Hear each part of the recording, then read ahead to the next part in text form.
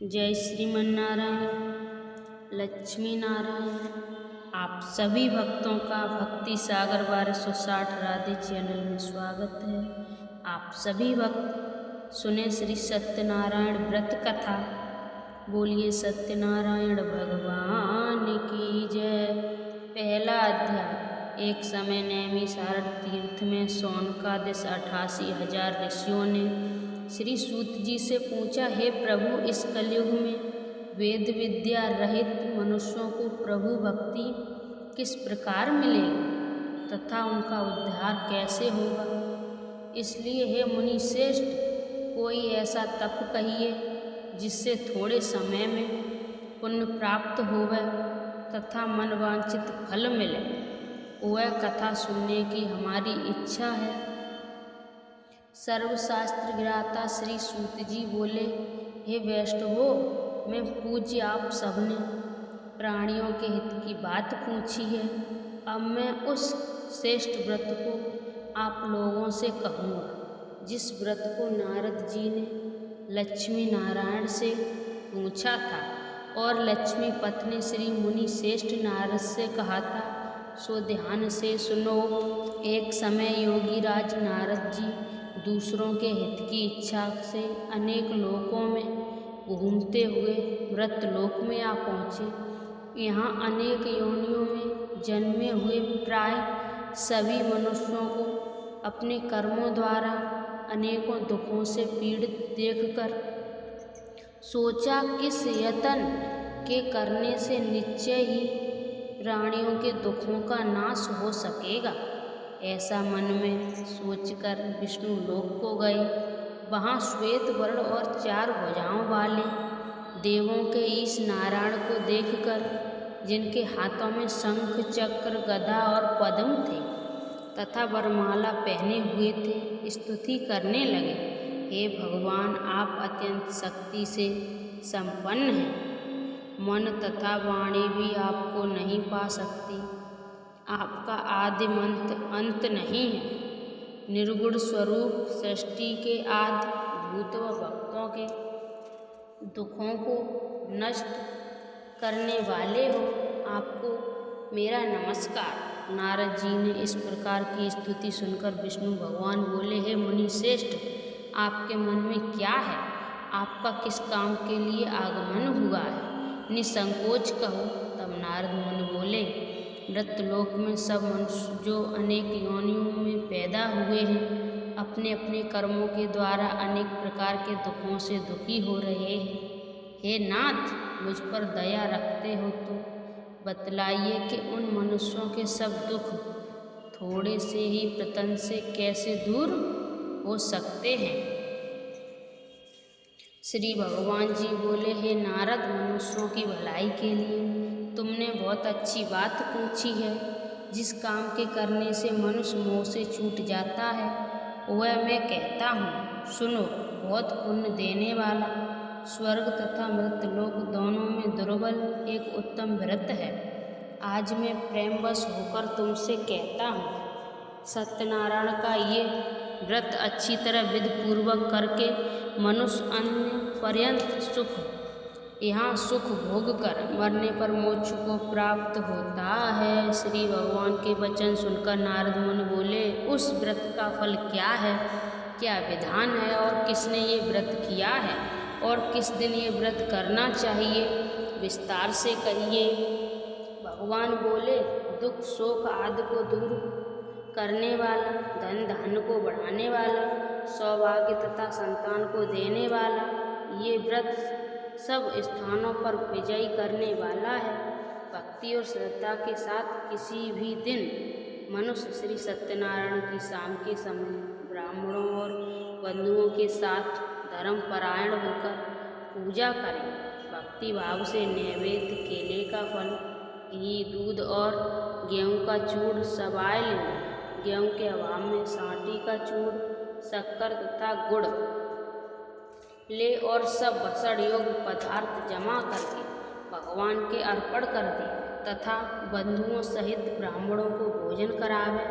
पश्चात स्वयं भोजन करें। नित्य गीत आदि का आचरण कर सत्यनारायण भगवान का स्मरण करता हुआ समय व्यतीत करे। इस तरह व्रत करने पर मनुष्य की इच्छा निश्चय पूरी होती है। विशेषकर कलकाल में भूमि पर यही मोक्ष का सरल उपाय है। पहला अध्याय समाप्त। बोलिए सत्यनारायण भगवान की जय। दूसरा अध्याय। सूत जी बोले, हे ऋषियों, जिसने पहले समय में इस व्रत को किया है उसका इतिहास कहता हूँ, ध्यान से सुनो। सुंदर काशीपुरी नगरी में एक अत्यंत निर्धन ब्राह्मण रहता था। वह भूख और प्यास से बेचैन हुआ नित्य पृथ्वी पर घूमता था। ब्राह्मणों से प्रेम करने वाले भगवान ने ब्राह्मण को दुखी देखकर बूढ़े ब्राह्मण का रूप धर उसके पास जा आदर के साथ पूछा, हे विप्र, नित्य दुखी हुआ पृथ्वी पर क्यों घूमता है? हे श्रेष्ठ ब्राह्मण, सब ये मुझसे कहो, मैं सुनना चाहता हूँ। ब्राह्मण बोला, मैं निर्धन ब्राह्मण हूँ, भिक्षा के लिए पृथ्वी पर फिरता हूँ। हे भगवान, यदि आप इसका उपाय जानते हो तो कृपा कर कहो। वृद्ध ब्राह्मण बोला कि सत्यनारायण भगवान मनोवांछित फल देने वाला है, इसलिए हे ब्राह्मण, तू उनका पूजन कर, जिसके करने से मनुष्य सब दुखों से मुक्त होता है। ब्राह्मण को व्रत का सारा विधान बतलाकर बूढ़े ब्राह्मण का रूप धारण करने वाले सत्यनारायण भगवान अंतर्ध्यान हो गए। जिस व्रत को वृद्ध ब्राह्मण ने बतलाया है मैं उसको करूँगा। ये निश्चय करने पर उसे रात में नींद भी नहीं आई। वह सवेरे उठ सत्यनारायण के व्रत का निश्चय कर भिक्षा के लिए चला। उस दिन उसको भिक्षा में बहुत सा धन मिला, जिससे बंधु बांधवों के साथ उसने सत्यनारायण का व्रत किया। इसके करने से वह ब्राह्मण सब दुखों से छूटकर अनेक प्रकार की संपत्ति से युक्त हुआ। उस समय से वह ब्राह्मण हर मास व्रत करने लगा। इस तरह सत्यनारायण भगवान के व्रत को जो करेगा वह सब पापों से छूटकर मोक्ष को प्राप्त होगा। आगे जो पृथ्वी पर सत्यनारायण का व्रत करेगा वह मनुष्य सब दुखों से छूट जाएगा। इस तरह नारद जी ने नारायण का कहा हुआ ये व्रत मैंने तुमसे कहा है। हे प्रिय, मैं अब और क्या कहूँ? ऋषि बोले, हे मुनीश्वर, संसार में इस ब्राह्मण से सुनकर किस किसने इस व्रत को किया हम वह सब सुनना चाहते हैं, इसलिए हमारे मन में श्रद्धा है। सूत जी बोले, हे मुनियों, जिसने इस व्रत को किया वह सब सुनो। एक समय ब्राह्मण धन और ऐश्वर्य से अनुसार बंधु बांधवों के साथ व्रत करने को तैयार हुआ। उसी समय एक लकड़ी बेचने वाला बूढ़ा आदमी आया और बाहर लकड़ियों को रखकर ब्राह्मण के मकान में गया। प्यास से दुखी लकड़हारा उसको व्रत करते देखकर ब्राह्मण को नमस्कार कर कहने लगा कि आप ये क्या कर रहे हैं और इसके करने से क्या फल मिलता है? कृपा करके मुझसे कहो। ब्राह्मण ने कहा, सब मनोकामनाओं को पूरा करने वाला ये सत्यनारायण भगवान का व्रत है। इसकी ही कृपा से मेरे यहाँ धन धान आदि की वृद्धि हुई है। ब्राह्मण ने इस व्रत के बारे में जानकर लकड़हारा बहुत प्रसन्न हुआ। चरणामृत ले और प्रसाद खाने के बाद अपने घर को गया। लकड़हारे ने अपने मन में इस प्रकार का संकल्प किया कि आज ग्राम में लकड़ी बेचने से जो धन मिलेगा उसी से सत्यनारायण देव का उत्तम व्रत करूँगा। ये मन में विचार कर बूढ़ा आदमी लकड़ियाँ अपने सिर पर रखकर जिस नगर में धनवान लोग रहते थे वह ऐसे सुंदर नगर में गया। उस रोज वहाँ पर उसे उन लकड़ियों का दाम पहले दिनों से दोगुना मिला। तब वह बूढ़ा लकड़हारा दाम ले और अति प्रसन्न होकर पक्के केले की फली, शक्कर, घी, दूध, दही और गेहूं का चूर्ण इत्यादि सत्यनारायण भगवान के व्रत की कुल सामग्री को लेकर अपने घर गया। फिर उसने अपने भाइयों को बुलाकर विधि के साथ भगवान जी का पूजन और व्रत किया। उस व्रत के प्रभाव से वह बूढ़ा लकड़हारा धन पुत्र आदि से युक्त हुआ और संसार के समस्त सुख भोग कर वैकुंठ को चला गया। दूसरा अध्याय समाप्त। बोलिए सत्यनारायण भगवान की जय। तीसरा अध्याय शुरू। सूत जी बोले, हे श्रेष्ठ मुनियों, अब आगे की कथा कहता हूँ, सुनो। पहले समय में उल्कामुख नाम का एक बुद्धिमान राजा था। वह सत्यवक्ता और जितेंद्रिय था। प्रतिदिन देव स्थानों पर जाता तथा गरीबों को धन देकर उनके कष्ट दूर करता था। उसकी पत्नी कमल के समान मुख वाली और सता थी। भद्रशिला नदी के तट पर उन दोनों ने श्री सत्यनारायण का व्रत किया। उस समय में वहाँ एक साधु वैश्य आए। उसके पास व्यापार के लिए बहुत सा धन था। वह नाव को किनारे पर ठहरा कर राजा के पास गया और राजा को व्रत करते हुए देखकर विनय के साथ पूछने लगा, हे राजन, भक्तियुक्त चित्त से ये आप क्या कर रहे हैं? मेरी सुनने की इच्छा है, सो आप ये मुझे बताइए। राजा बोला, हे साधु, आपने बांधवों के साथ पुत्रादि की प्राप्ति के लिए महाशक्तिवान सत्यनारायण भगवान का व्रत व पूजन किया जा रहा है। राजा के वचन सुनकर साधु आदर से बोला, हे राजन, मुझसे इसका सब विधान करो। मैं भी आपके कथानुसार इस व्रत को करूँगा। मेरी भी कोई संतान नहीं है और इससे निश्चय ही होगी। राजा ने सब विधान सुन व्यापार से निवृत्त हो वह आनंद के साथ घर गया। साधु ने अपनी स्त्री से संतान देने वाले उस व्रत को समाचार सुनाया और कहा कि जब मेरे संतान होगी तब मैं इस व्रत को करूँ। साधु ने ऐसे वचन अपनी स्त्री लीलावती से कहे। एक दिन उसकी स्त्री लीलावती पति के साथ आनंदित हो सांसारिक धर्म में प्रवृत्त होकर सत्यनारायण भगवान की कृपा से गर्भवती हो गई तथा 10वें महीने में उसके एक सुंदर कन्या का जन्म हुआ। दिनों दिन वह इस तरह बढ़ने लगी जैसे शुक्ल पक्ष का चंद्रमा बढ़ता है। कन्या का नाम कलावती रखा गया। तब लीलावती ने मीठे शब्दों में अपने पति से कहा कि जो आपने संकल्प किया था कि भगवान का व्रत करूँगा, अब आप उसे करिए। साधु बोला, हे प्रिय, इसके विवाह पर करूँगा। इस प्रकार अपने पति को आश्वासन दे वह नगर को गए। कलावती पितृगृह में वृद्ध को प्राप्त हो गई। साधु ने जब नगर में सखियों के साथ अपनी पुत्री को देखा तो तुरंत दूत बुलाकर कहा कि पुत्री के वास्ते कोई संयोग वर देखकर लाओ। साधु की आज्ञा पाकर दूत कंचन नगर पहुंचा और वहां पर बड़ी खोज और देखभाल कर लड़की के लिए संयोग बच्चड़ पुत्र को ले आया। उस सुयोग लड़के को देखकर साधु ने अपने बंधु बांधवों सहित प्रसन्नचित्त अपनी पुत्री का विवाह उसके साथ कर दिया। किंतु दुर्भाग्य से विवाह के समय भी उस व्रत को करना भूल गए। तब श्री भगवान क्रोधित हो गए और श्राप दिया कि तुम्हें दारुण दुख प्राप्त होगा। अपने कार्य में कुशल साधु बनिया जामाता सहित समुद्र के समीप स्थित रतनपुर नगर को गया और वहाँ दोनों ससुर जमाई चंद्रकेतु राजा के उस नगर में व्यापार करने लगे। एक रोज भगवान सत्यनारायण की माया से प्रेरित कोई चोर राजा का धन चुराकर भागा जा रहा था, किंतु राजा के दूतों को आता देखकर चोर ने घबराकर भागते हुए राजा के धन को वहीं चुपचाप रख दिया जहाँ वो ससुर जमाई ठहरे हुए थे। जब दूतों ने उस साधु वैश्य के पास राजा के धन को रखा देखा तो वे दोनों को बांधकर ले गए और प्रसन्नता से दौड़ते हुए राजा के समीप जाकर बोले, ये दो चोर हम पकड़कर लाए हैं, देखकर आज्ञा दे। तब राजा की आज्ञा से उनको कठोर कारावास में डाल दिया गया। उनका सब धन छीन लिया। सत्यनारायण भगवान के श्राप द्वारा उनकी पत्नी भी घर पर बहुत दुखी हुई और घर पर जो धन रखा था चोर चुरा कर ले गए। शारीरिक व मानसिक पीड़ा तथा भूख प्यास से अति दुखित हो अन्न की चिंता में कलावती एक ब्राह्मण के घर गई।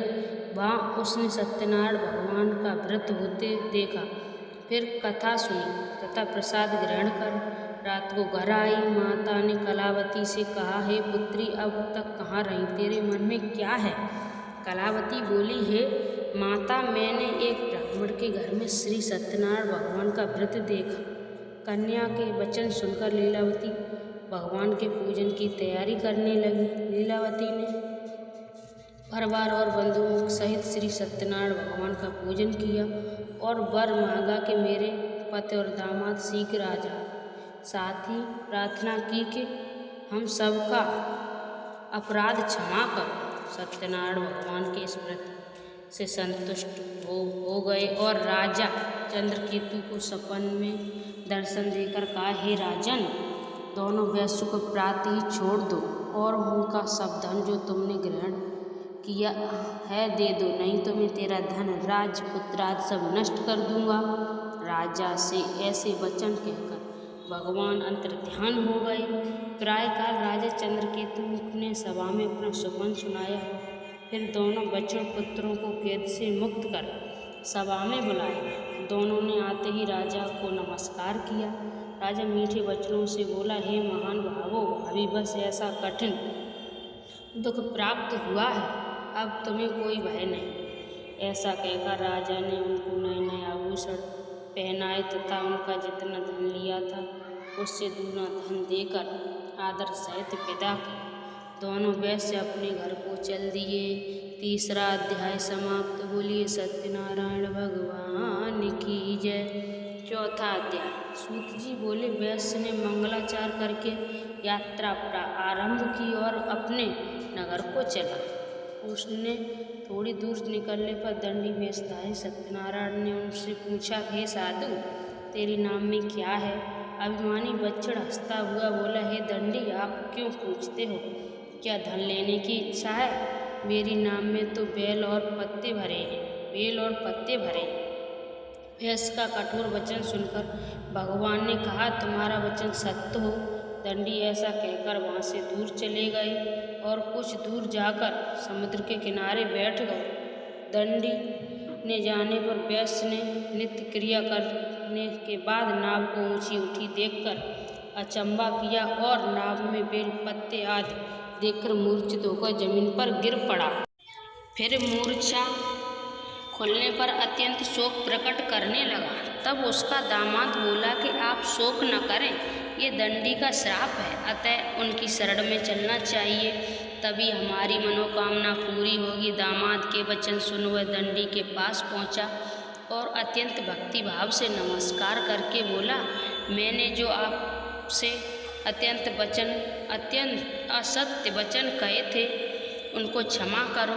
ऐसा कहकर महान शोकातुर हो रोने लगा। तब दंडी भगवान बोला, हे बच्छड़ पुत्र, मेरी आज्ञा से बार बार तुम्हें दुख प्राप्त हुआ है, तू मेरी पूजा से विमुख हुआ है। साधु बोला, हे भगवान, आपकी माया से मोहित ब्रह्मा आदि भी आपके रूप को नहीं जानते, तब मैं अज्ञानी कैसे जान सकता हूँ?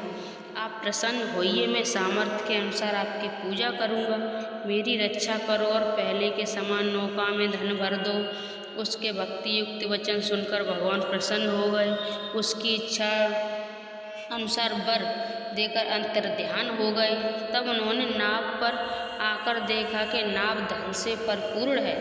फिर वह भगवान सत्यनारायण का पूजन कर साथियों सहित अपने नगर को चला। अब अपने नगर के निकट पहुंचा, तब दूत को घर भेजा।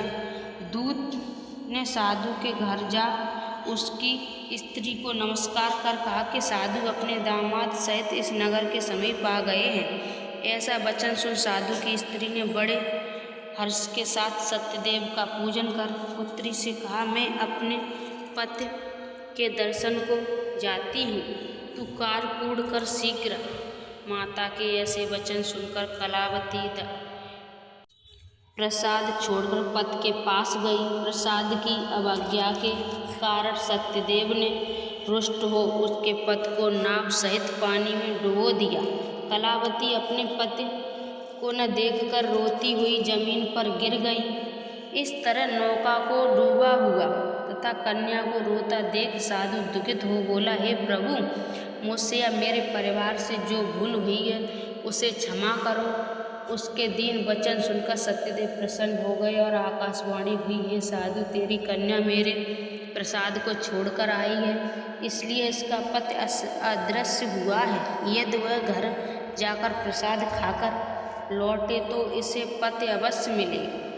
ऐसी आकाशवाणी सुनकर कलावती ने घर पहुंचकर प्रसाद खाया, फिर आकर पति के दर्शन किए। तत्पश्चात साधु ने बंधु बांधवों सहित सत्यदेव का विधि पूर्वक पूजन किया। उस दिन से वह पूर्णिमा को सत्यनारायण का पूजन करने लगा। फिर इस लोक का सुख भोगकर अंत में स्वर्ग लोक को गया। बोलिए सत्यनारायण भगवान की जय। चौथा अध्याय समाप्त। पांचवा अध्याय। सूत जी बोले, ऋषियों मैं और भी कथा कहता हूँ, सुनो। प्रजा पालन में दीन दुगंध भिज नाम का एक राजा था। उसने भी भगवान का प्रसाद त्याग कर बहुत दुख पाया। एक समय वन में जाकर वन पशुओं को मारकर बड़ के पेड़ के नीचे आया। वहाँ उसने ग्वालों को भक्ति भाव से बंधुओं सहित सत्यनारायण जी का पूजन करते देखा। राजा देखकर भी अभिमानवश वहाँ नहीं गया और न नमस्कार ही किया।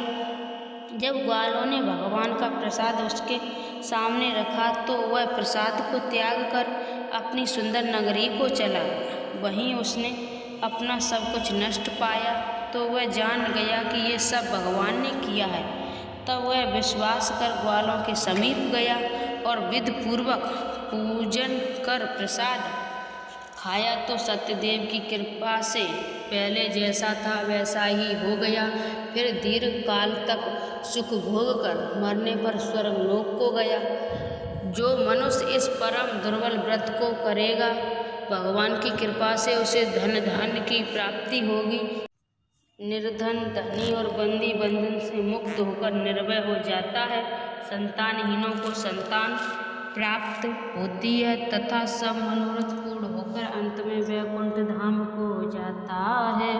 जिन्होंने पहले समय इस व्रत को किया है, अब उनके दूसरे जन्म की कथा कहता हूँ। व्रत संतानंद ब्राह्मण ने सुदामा का जन्म लेकर मोक्ष को पाया।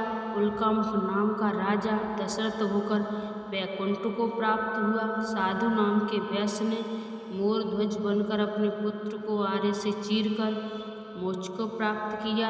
महाराज दुगंध भिज स्वयंभू होकर भगवान में भक्तियुक्त कर्म कर मोक्ष को प्राप्त हुए। पांचवा अध्याय समाप्त। बोलिए सत्यनारायण भगवान की जय। जगदीश की आरती। ओम जय जगदीश हरे, स्वामी जय जगदीश हरे, भक्ति जनों के संकट में दूर करे। ओम जय जगदीश जो धावै फल पावै, दुख बिन से मन का सुख संपत्ति घर आवे। कष्ट मिटे तनिका मात पिता तुम मेरे, शरण गहूँ किसकी तुम बिन और न दूजा। आस करूँ जिसकी तुम पूर्ण परमात्मा, तुम अंतर्यामी पार ब्रह्म परमेश्वर, तुम सबके स्वामी, तुम करुणा के सागर, तुम पालन करता मैं मूर्ख कृपा करो बता। तुम हो एक अगोचर सबके प्राणपति, किस विधि मिलूं दया में तुमको मैं कुंती। दीन बंधु दुखहर्ता तुम ठाकुर मेरे, करुणा हस्त बड़ा उदार पड़ा तेरे, अपने हस्त बड़ा उदार पड़ा तेरे। विषय विकार मिटाओ पाप हरो देवा, श्रद्धा भक्ति बढ़ाओ संतन वाह। ओम जय जगदीश हरे, स्वामी जय जगदीश हरे, भक्ति जनों के संकट क्षण में दूर करे। ओम जय जगदीश हरे। बोलिए सत्यनारायण भगवान की जय, विष्णु भगवान की जय। आप सभी भक्तों को मैंने सत्यनारायण भगवान की कथा सुनाई, उसमें मैंने कुछ गलत बोला हो तो आप सभी भक्त मुझे माफ़ करें। राधे राधे।